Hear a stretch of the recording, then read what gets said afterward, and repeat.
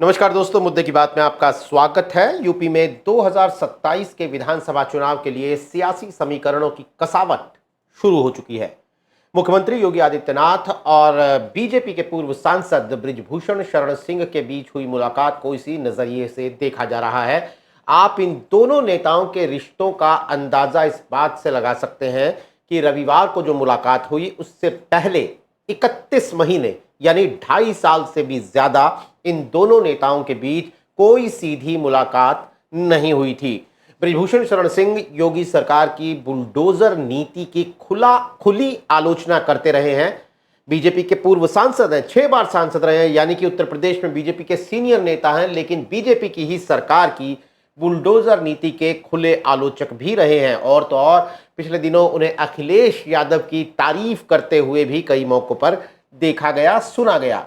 तो सूबे के इन दो दमदार ठाकुर नेताओं के रिश्ते सुधरते हैं तो इससे बीजेपी को क्या फायदा होगा, इन्हें अपने आप में क्या फायदा होगा, इस मुलाकात के पीछे पार्टी का दिल्ली हाईकमान है या कुछ और है। और बड़ा सवाल यह भी है कि सिर्फ हाथ ही मिले हैं या दिल भी मिले हैं। इन तमाम सवालों के जवाब ढूंढने के लिए हमारे साथ मौजूद हैं लखनऊ से वरिष्ठ पत्रकार और राजनीतिक विश्लेषक हेमंत तिवारी जी। हेमंत जी, आपका बहुत बहुत स्वागत है।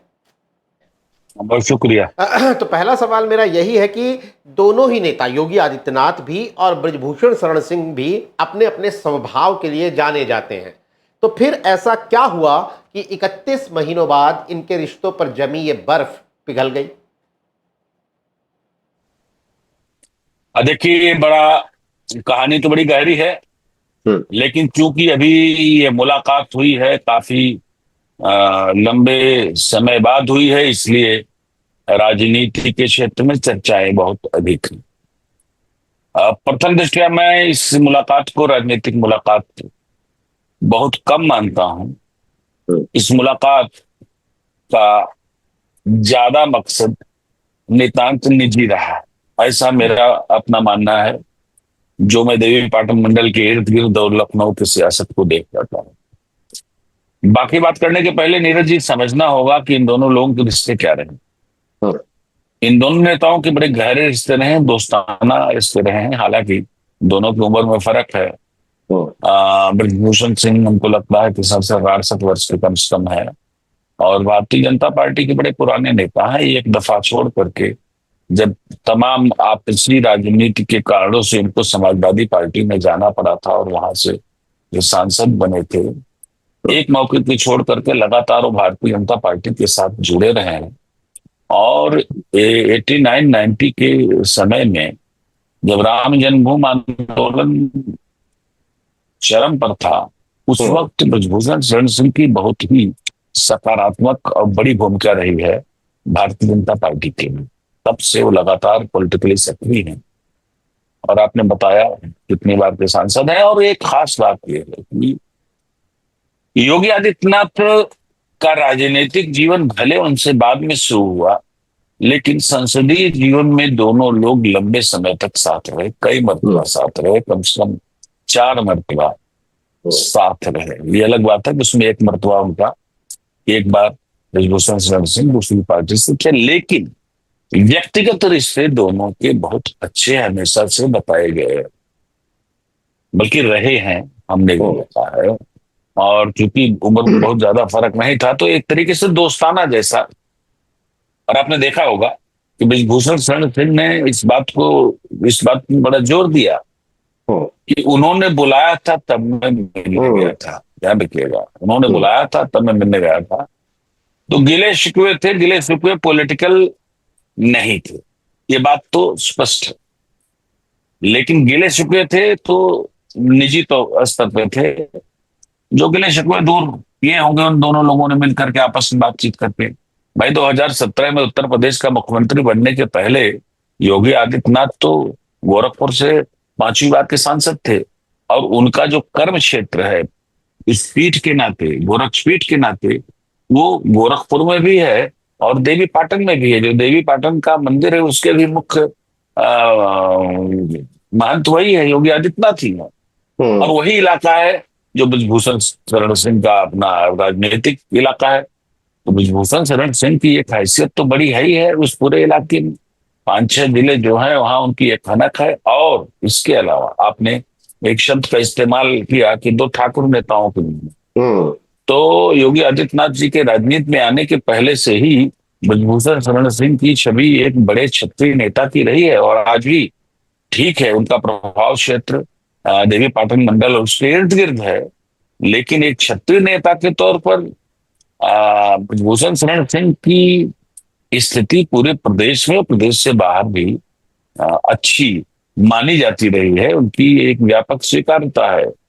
तो जब दो दोस्त किसी कारण से थोड़े 2017 मुख्यमंत्री बनने के पहले तो दोनों लोग सांसद थे, वो सीनियर थे बल्कि ब्रजभूषण शरण सिंह। तो दोनों लोगों में तो दोस्ताना जैसा ही रिश्ता था। तो कभी कभी होता है ना, वो एक फिल्म थी दोस्ताना, आपने देखा होगा, बहुत पुरानी फिल्म थी, बड़ी जबरदस्त फिल्म थी। तो दोस्ताना में जब किसी कारण से दो दोस्त बिखर जाते हैं, छूट जाते हैं, थोड़ा सा मिलना जुलना बंद हो जाता है, नाराजगी से हो जाती है, फिर मिलते हैं तो आह्लादित होते हैं। और ये आह्लाद आपने देखा होगा, चित्रों में देखा होगा कि पटाखे छूटे, समर्थकों ने मिठाइयां बांटी गोंडा में उनके पहुंचने पर। ये अलग बात है कि आ, इस पूरी मुलाकात का कोई ऑफिशियल चित्र नहीं जारी किया गया। आमतौर पर मुख्यमंत्री से सुबह से लेकर शाम तक जो भी विशिष्ट जन मिलते हैं, चाहे वो भूतपूर्व विधायक हो, चाहे वर्तमान विधायक हो, इवन मिनिस्टर्स हो, या और कोई महत्वपूर्ण व्यक्ति हो, किसी अन्य क्षेत्र के महत्वपूर्ण व्यक्ति हो, तो उसकी फोटो जारी होती है।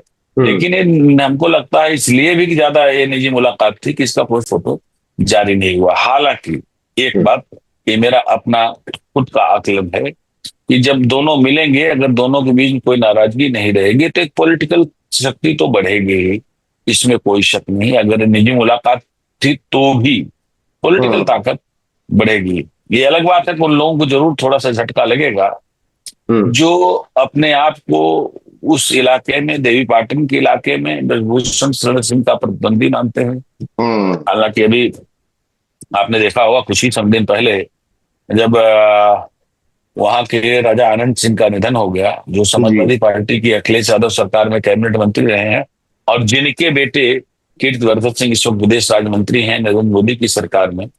तो वहां जिस तरीके से मुख्यमंत्री का जाना हुआ और सारी चीजें हुई, और उस वक्त जो है जो ब्रजभूषण शरण सिंह के पॉलिटिकल अपोनेंट्स लोकली माने जाते हैं, वो सब एकजुट थे। तो जो कुछ दिनों से 2.5-3 साल से इस बात को लेकर के थोड़ी सी खुशी मना रहे थे कि मुख्यमंत्री और ब्रजभूषण शरण सिंह में नहीं पटती है, कि इसमें वो अपना लाभ देख रहे हैं, तो उन लोगों को जरूर थोड़ी सी चोट भीतर से लगी होगी।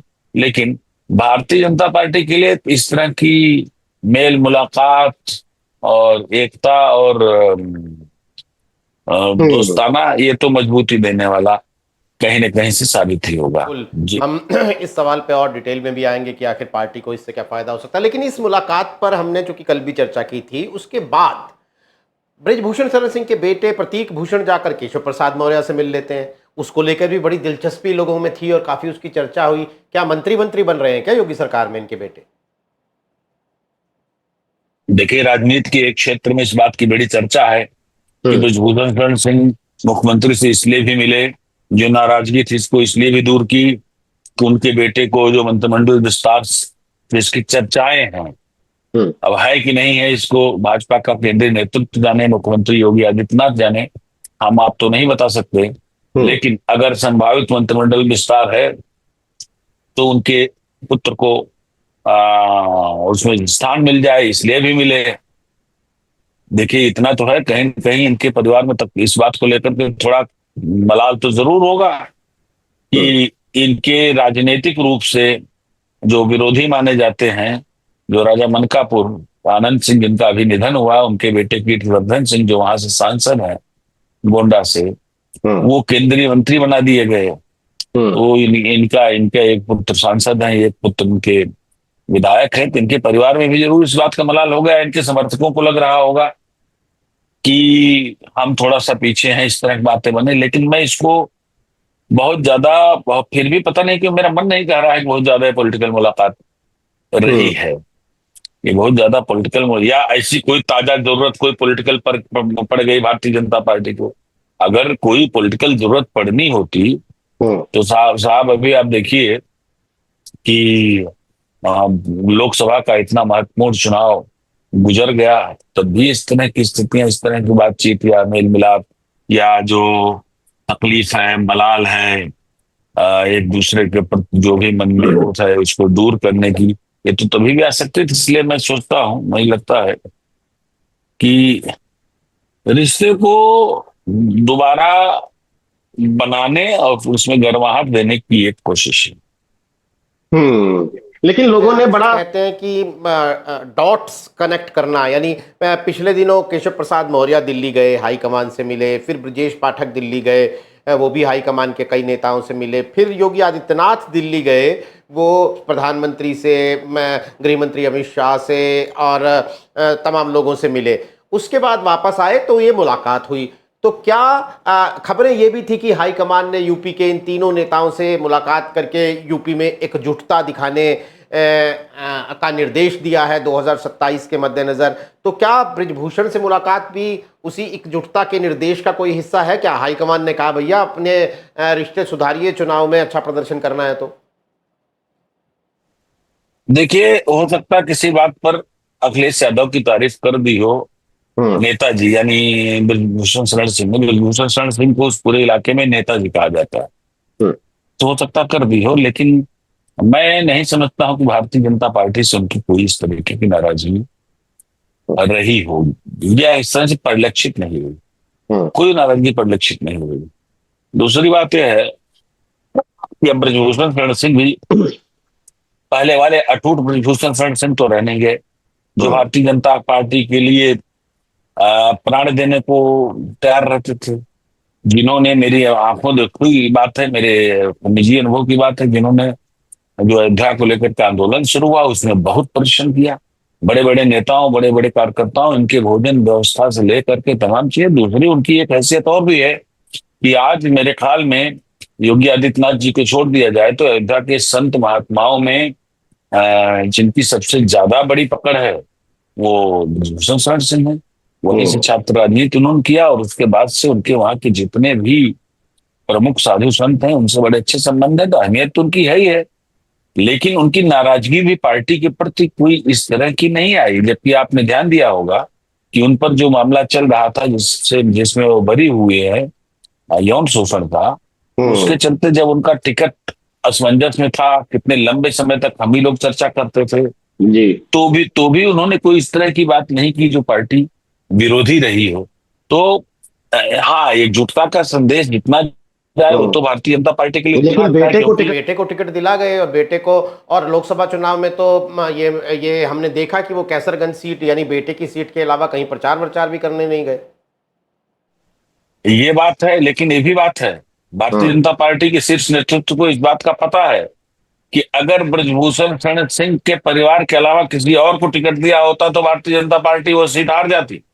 वो सीट ब्रिजभूषण शरण सिंह जिता सकते हैं, उनकी अपनी क्षमता है, उनकी सभी खाली जातियों में नहीं, सभी धर्मों में भी, इवन बताते हैं, कहते हैं, देखा गया है कि मुसलमान भी इनको वोट देते हैं। वो सीट तो उनसे अलग हो करके उनके परिवार से जा भी नहीं सकती थी, लेकिन उनको लेकर के तमाम प्रश्न चिन्ह थे उस वक्त, चूंकि मुकदमा था, सारी चीजें थी, विचाराधीन सारा प्रकरण था, इसलिए उनको टिकट देने से भारतीय जनता पार्टी ने परहेज किया। फिर भी उनकी अहमियत तो वहां कम नहीं हुई, ये बात सही है। हाँ, ये भी बात सही है कि उन्होंने बाहर जाकर के और लोगों के पक्ष में बहुत प्रचार नहीं किया, जबकि वो कर सकते थे, उनमें क्षमता है उनकी बहुत से स्थानों में, खासतौर से फिर दोबारा कह रहा हूं कि उत्तर प्रदेश के प्रमुख क्षत्रिय नेताओं में ब्रिजभूषण शरण सिंह की गिनती होती है, और उनके फॉलोअर्स न सिर्फ ईस्टर्न यूपी बल्कि सेंट्रल यूपी और बहुत से स्थानों पर हैं, खासतौर से उनके जो सजातीय समर्थक हैं जी। 2024 के चुनाव में तो खैर बीजेपी को बहुत जबरदस्त झटका पूरे सूबे के अंदर लगा, जिस तरह से उनकी सीटें आधी से भी कम रह गई, 33 सीटों पर आ गई थी बीजेपी। लेकिन देवी पाटन, जो कि इलाका आपने भी अभी बताया कि ब्रिजभूषण शरण सिंह के प्रभाव वाला इलाका है, वहां भी हालत कोई खास अच्छी रही नहीं थी, पतली ही हालत रही थी। तो 2027 के मद्देनजर जब एक एक सीट पर मार्किंग हो रही है, एक एक सीट के लिए मार मची हुई है, 2027 विधानसभा चुनाव के लिए। तो ऐसे में बृजभूषण शरण सिंह की अपने इलाके में, आसपास के इलाके, अवध के इलाके में एक अहमियत तो है ना? बिल्कुल है, अवध में अच्छी अहमियत है और बहुत अच्छे, बहुत स्थानों पर वो चुनाव को और पॉलिटिकली बातों चीजों को प्रभावित भी करते हैं। तो उनकी हैसियत से तो कोई इनकार नहीं कर सकता, इसमें कोई शक नहीं है। और शायद हमको लगता है जो उनके बेटे को मंत्रिमंडल में लेने की बातें आती हैं, वो इसलिए हो सकती हैं कि अगर कीर्तिवर्धन सिंह को केंद्रीय मंत्री, वो संतुलन बनाए रखने के लिए उसको किया जाए। लेकिन इन सब से परे एक बात मैं बता दूं आपको नीरज जी, उत्तर प्रदेश की जो परिस्थितियां हैं उसमें भारतीय जनता पार्टी बहुत, उनको उसको पता है क्षत्रिय तो उसके साथ रहता है, उसको पता है ब्राह्मण उसके साथ रहेगा ही रहेगा, मजबूरी में थोड़ा सा। लेकिन ब्राह्मण लगातार रहा है। जो कमी, जो सबसे बड़ी कमी इस वक्त भारतीय जनता पार्टी के दिमाग में है, और मुझे लगता है कि जो केशव प्रसाद मौर्य, ब्रजेश पाठक का मिलना और योगी आदित्यनाथ का मिलना, इसमें एक बड़ा इश्यू ये भी हो सकता है कि जो ओबीसी लीडरशिप है, जो ओबीसी के मतदाता नाराज है, उनको कैसे हम सेटिस्फाई करें, उनको कैसे पुनर्प्रभावित करें। जो 2014 से लगातार थे, ये भारतीय जनता पार्टी के सारे बड़े नेताओं के लिए सबसे बड़ी चिंता की बात है। क्योंकि अगर ओबीसी को उन्होंने दुरुस्त नहीं किया और ऐसे संकेत नहीं दिए उनको बेहतर प्रतिनिधित्व दे करके सरकार से लेकर के संगठन तक, और ओबीसी जैसे नाराज रहा 2024 में, अगर रह गया, तो भारतीय जनता पार्टी के लिए 2027 की लड़ाई, जो बहुत ही नाक की बहुत बड़ी लड़ाई है, उसमें पिछड़ने के आसार बढ़ जाएंगे। इसलिए तो टोटल फोकस तो उस पर है। लेकिन उसके अलावा भी अगर हम बृजभूषण शरण सिंह की बात करें, तो बृजभूषण शरण सिंह अहमियत रखते हैं, और ये कहीं ना कहीं पूरे क्षेत्र को इस बात का इल्हाम था। ध्यान रखिएगा, बड़ी महत्वपूर्ण बात बोल रहा हूं आपसे, पूरे देवी पाटन क्षेत्र को इस बात का आभास था, यह बात उनको खल रही थी कि नेताजी यानी बृजभूषण शरण सिंह के प्रति गोंडा के प्रशासन का जो रवैया इधर इन 31 महीनों में रहा, वो बहुत अच्छा नहीं रहा। प्रशासन में उनकी जो बड़ी धमक होती थी, जिसका जो स्वयं 6 बार सांसद रहा हो, जो जिसका बेटा सांसद हो, जिसका बेटा विधायक हो, आखिर उसका वो रुतबा प्रशासनिक क्षेत्रों में क्यों नहीं है, ये सवाल तो जरूर उठ रहे थे। और मुझे लगता है कि योगी जी से मेल मुलाकात, पुराने संबंधों की बहाली की बात हुई, जो एक भ्रम का वातावरण था, इसको दूर करेगी।